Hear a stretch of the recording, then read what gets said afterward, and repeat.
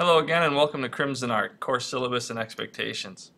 My name is Mr. Manders, and to start off I'm going to tell you a little bit about myself. Um, I have a family. My wife Pam, William is 6, and my daughter Adrian is 9, and they both attend Woodland Elementary School in Brooklyn Park. Funny thing, I'm on a men's league baseball team. Try to do that in the summer, try to stay fit, but it's fun. So any of you guys, you play baseball, we'll talk. There I am. I attended Concordia University in St. Paul's, my undergraduate degree, where I studied studio art, art history, and as a design minor. And then I attended the University of Minnesota to finish out my teacher's licensure.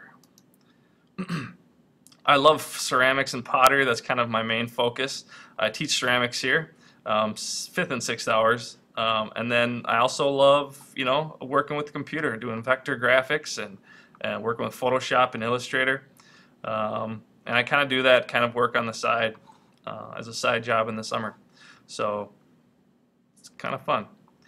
Computer art, that's what we'll do in here, okay? Courses. We have drawing, painting, computer art, design, ceramics, sculpture, and jewelry. I teach all of them throughout the course of the year, all trimester classes.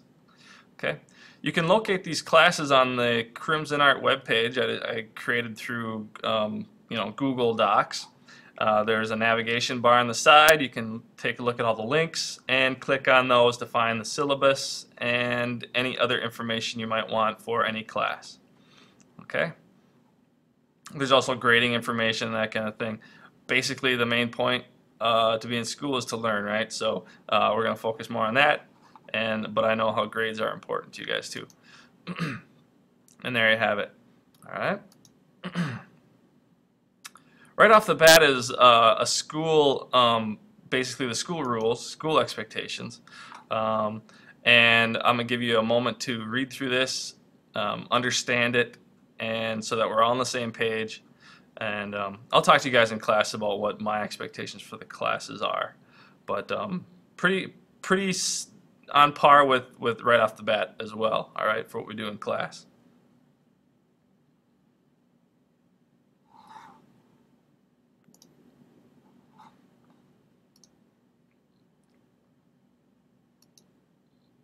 Okay, art room expectations.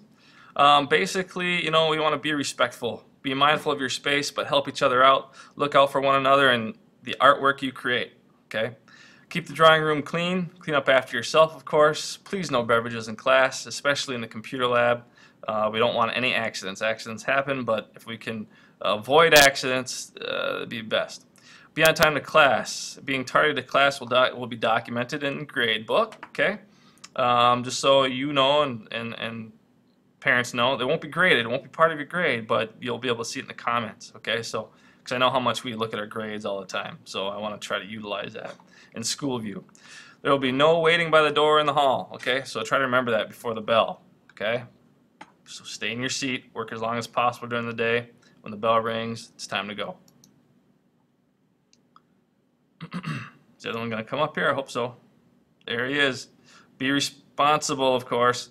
No misusing equipment, technology, supplies, or materials. Be careful with computers, headphones, cords, cameras, etc.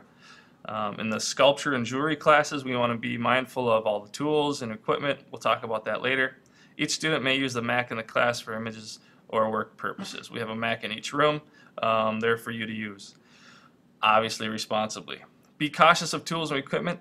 Some tools for mounting artwork are very sharp and dangerous. We'll go through the safety precautions for that. Safety first, okay? So think first, act second. It's kind of a rule of thumb.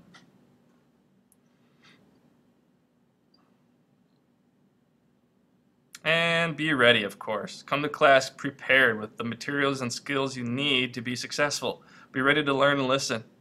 Every student should have a spiral-bound sketchbook and a pencil every day. No passes 10 minutes after the bell and 10 minutes before the bell, and students must sign out and take the hall pass when leaving the classroom. Okay, so we'll talk about that in class. It'll be a daily reminder.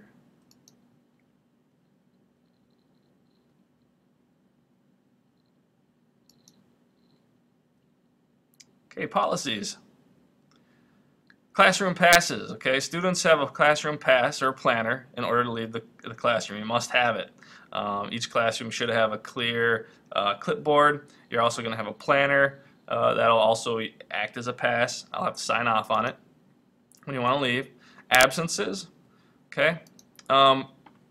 Students will be marked A, 10 minutes past the final bell without an excused pass. So if you're late, you need to have one of those white slips that says you were here, marked by the office. All right. Tardy, students will be marked a T when arriving to class after the bell without an excused pass. After 3 seconds, after 3 consecutive tardies, parents will be notified. So absences after 10 minutes. If you arrive after 10 minutes after the class starts without a pass, that'll be unexcused. Okay, just to clear that up. Tardies before 10 minutes with a pass will be excused just as a tardy. Okay. Supplies. All I really need you guys to have is a sketchbook, a spiral bound. The ones that have the glue bound spine, the pages fall out too easily, and it's just a big mess. Every class needs a sketchbook. Jewelry, sculpture, design, computer art is always nice to have a sketchbook. Just on hand, drawing, of course, painting. If you have a hard time finding one, I have some here that you can purchase from me for $4. Okay. And we may also make our own, okay, depending on the class you're in. We might make our own sketchbook, and that's kind of fun because you can own it, you know what I mean? You make it, you own it, it's yours. It's kind of fun. I'll show you some examples that I have. But purchase one anyway. You can always have, you can never have too many sketchbooks, okay? Grading. Here's what the new grading system looks like. It's equal interval. It's based on a 0 to 4 point scale. Points don't really mean much anymore, however. It's all based on descriptors on rubrics. Okay, so you're going to have a task, you're going to have an assessment. What we need you to do is going to be laid out for you in rubric form. What you want to look for is hitting that level of achievement. And this looks very like the old style point systems and all that, but this is just what gradebook looks like, so you guys have an understanding what to look for in gradebook. Okay. Reporting. Formative assessments are weighted 20% of the overall grade. Of course, we'll give you given a score of 1 through 4. Summative assessments are weighted at 80% of the grade. Okay, and that might change as we get further along throughout the course of this standards-based grading. Students are evaluated against a leveled standards-based rubric with task-specific objectives stated. Evaluations are given while looking at student achievement holistically. Okay, so there are craftsmanship involved, work ethic, elements and principles of design, and we'll talk about that. Okay. Standards and specific criteria are described via specific test rubrics. Students may receive scores that are in between levels. For instance, a 3.5 might be an A-, as you can see over here. Okay, that's just what it'll look like in gradebook for you. School view.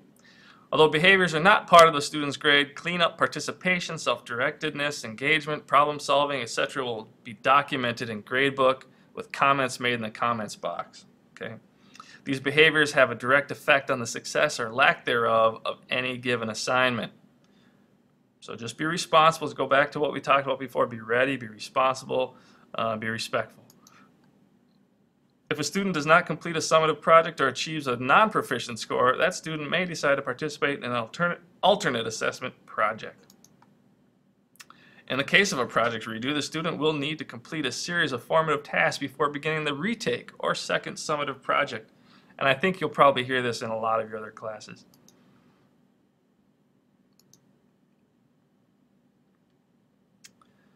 Summative assessment, go ahead and I'll give you a couple minutes to read through that. Talks a little bit about Minnesota Visual State Standards and some other things for summative assessments.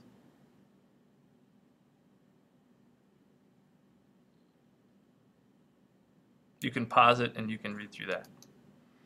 Okay. Meeting times. If you ever need to get a hold of me or meet with me after school, I'm available pretty much Monday, Tuesday, Thursday, Friday. Wednesdays I have meetings every Wednesday. From 2:30 to 3:30 I'm available. Check with me ahead of time. Art Club, however, meets on Mondays after school in 277. If you are interested, come on down. We're always looking for more artists to help us get creative. Okay, come on down, have some fun. Contact me. If you have any questions, concerns, please contact. Email me. Email is the best. But you can also look on the web.